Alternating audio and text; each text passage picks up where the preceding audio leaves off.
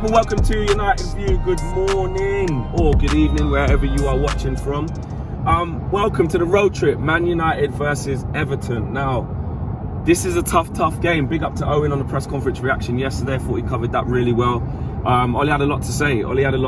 And after how we finished last week's game, Wednesday night's game, we got to transfer that energy through to this game, man. We have to, because this is not going to be easy. Just the early team news, which I know we kind of spoke about in the last video in the conference, but a bit on Everton. You know, they are without a lot of key players. No Richarlison, no Calvert-Lewin, no Andre Gomez, no Seamus Coleman. They're four certain starters. Having said that, though, you look at how Everton have been playing in recent weeks without those players. They're playing very well. Do you know what I mean? They are playing very well. They've coped without Richarlison. They've coped without Calvert-Lewin. Yes, they're not at full strength, but you look at what Damari Gray's brought since he's come in. You look at what Andros Townsend's brought since he's come in. Doucouré's playing really well this season. They've got Alan in there. This, by no means, is going to be an easy game. And then you look at the manager, Rafa Benitez. He knows what he's doing. Very experienced manager. He will be aware of our strengths and weaknesses, and he will have a clear game plan. Ollie spoke about in the press conference about, you know, sometimes we move the ball forward even too quickly, and you know that's the challenge that we're facing, and we have to try and keep the back door closed whilst trying to be on the front foot against teams and get that balance right. Today's going to be very, very similar.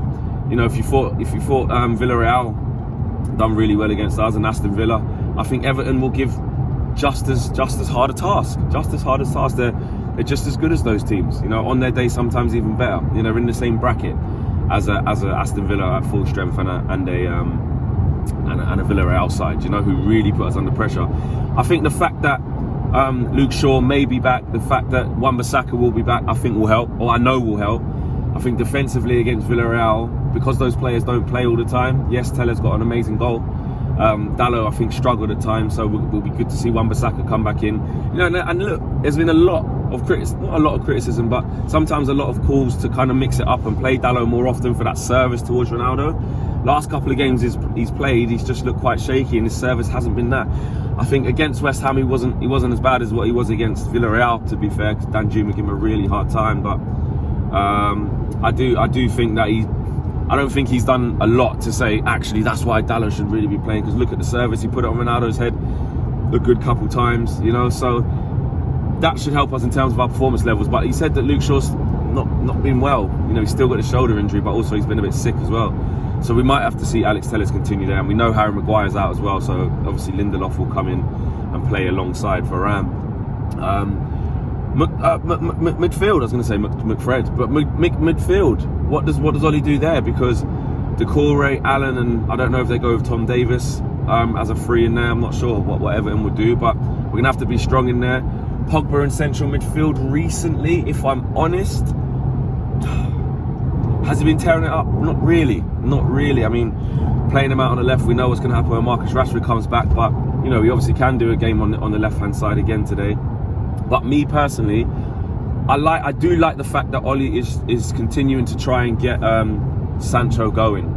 You know, continuing to build on his confidence, continuing to build on his game time, and give him the starts and try and get him functioning to a high level. I still have got concerns over how long that's going to take, like I said, because of the management style, and I think it's going to take longer than it should, because I don't know if Ollie will necessarily make him adapt his game. I think Ollie will kind of, like I said many times, we'll probably only just keep telling him, keep going, son, keep going, and it will come. And I just feel like he needs to make a little adaptation to his game, Jadon Sancho. Having said that, I do want him to continue starting, because I do feel like he's nearly there. He's getting into good positions. He's looking bright on the ball. The end product sometimes isn't there, and sometimes, you know, giving away the ball. I see Bruno. I don't know if you guys noticed on the TV, I've seen Bruno talking to Sancho a lot during the games, where I sit on that left-hand side when we're attacking the East Stand in the first half. Sancho is up and down that right in front of me, and you can see when things don't quite go well, or Bruno misfires a pass into him, or Sancho's trying to link up, Bruno's just got his hand over his mouth like that, just kind of talking to him, directing him. You can just tell they're trying to build that relationship, which is natural, which is completely natural. So having said that, I would like Sancho to start. I would like him to go with Sancho on the left, and Greenwood on the right. If not that, because I do want to see Sancho play on the right a bit more, but it's difficult because what are we saying here? Greenwood's position this season is going to be on the right hand side.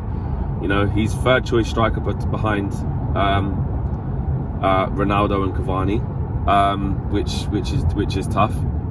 So we'll have to see that. Owen mentioned it yesterday, and that's about the Cavani situation, about trying to get these two to play at the same time, him and Ronaldo. He was absolutely infectious. Absolutely infectious. He was unbelievable when he came on against Villarreal. Could we do with that from the start? I remember one guy in the fan view was saying, I like that impact. I like having that impact because you can kind of see, you know, like when you preload the substitutions in on FIFA, where you press the R2 or whatever you're playing it on, and you got the preloaded subs. The preloaded sub right now is Cavani for Sancho, or an attacker, but probably Sancho if he started. Cavani for an attacker, put Ronaldo on the left, and Cavani goes up front. That's a preloaded sub, and I think Ollie will look to turn to that. In some games he might do it. I think you just have to be careful about when to do it, because Ronaldo, as we can see against Villarreal, and this isn't a criticism about Ronaldo, this is just a fact of the reality of where he's at in terms of his game time and how he's going to play for us. Ronaldo's not going to run around like a blue-ass fly. We didn't buy him to run around like a blue-ass fly. There's a reason why he's got 5 goals in 5 games. And that's because he's adapted his game. He has tailor-made his game to get the best out of his ability at this stage of his career. That's why when he receives it, he's so flipping sharp and he's ready to finish at any point. He's deadly. Why? Because his game management is bang on point. Now, I know as a team, we could look to it and say we want, you know, I'm not saying we would, but you could say, if we were being super hypercritical, you could say, but the fact that he doesn't run around like that and chase defenders down maybe changes our playing style, which it does. You have to sacrifice a little bit, but what you gain in clutch moments and him being able to score at any moment and keeping himself, you know, fit and ready for the next chance by not running around like that, what you gain like that is 15 to 20 points a season, probably more, because he's going to score a shitload of goals, as we've seen already, 5 and 5. So you have to accommodate for that, and I've got no problem with that. But when you see what Cavani does when he comes off the bench, it is infectious. Another thing you have to think about as well is if you do that from the start and you start Ronaldo on the left wing or the right wing, that affects the balance of the team by him not running / tracking back more than up front. Up front, to a certain extent, if you're going to have other players you can accommodate for that running, you can have a passenger, or a passenger in terms of off the ball press. But when you do have the ball, they're going to give you so much, like Ronaldo does. You can have that. But if you're going to say Damari Gray's on one side and Andros Townsend's on one side, and they're up and down, and then you got Ronaldo on the left trying to stop Damari Gray, and I know you might say, he's Damari Gray compared to him. You have to think about the balance of the team. That would probably be off against Everton, so I don't expect to see that.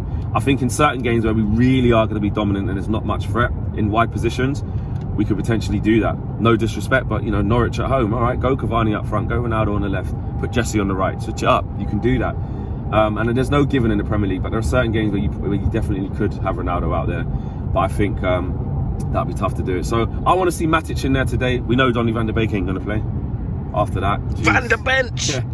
Back to the bench. You can see the frustration there. Look, I think Ollie did deal with it the best he could, but at the end of the day, you can't kid us. Like, we know what's going on. He's getting more and more frustrated. I wouldn't be surprised if he goes out on loan in January. Didn't get into the Dutch squad again. It's looking pretty bleak. It really is. And that's not to say that Solskjaer... Van der Bleek. Van der Bleek.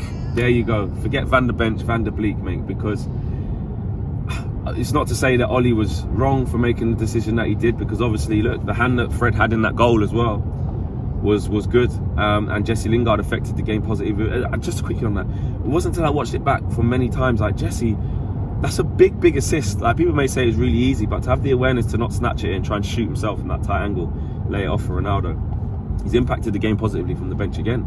Might even get a start today. Maybe rest Mason, put Sancho on the right, Jesse on the left. Why not? So yeah, I don't think we'll see Donny van der Beek. I want to see Matic in there. He'll probably be McTominay and Fred, but I want to see Matic start with either one of those, because, you know, there you go. And Pogba maybe start on the left, but we'll have to see. Match prediction, guys. I don't know, man. We're due a performance where we keep a clean sheet and really just put in a solid performance for most of the game. but we're just so unpredictable. I think we concede again. Honestly, Maguire's not there again. Luke Shaw might not be there again, so Telles might be in there, so we're still not at full strength. I do think we concede. I'm going to go with 2-1 again. I'm going to go with 2-1 again. Not pretty, not comfortable, not plain sailing, but I just got to get the points on the board for the international break. I'm going 2-1. Let me know you guys' prediction in the comments below.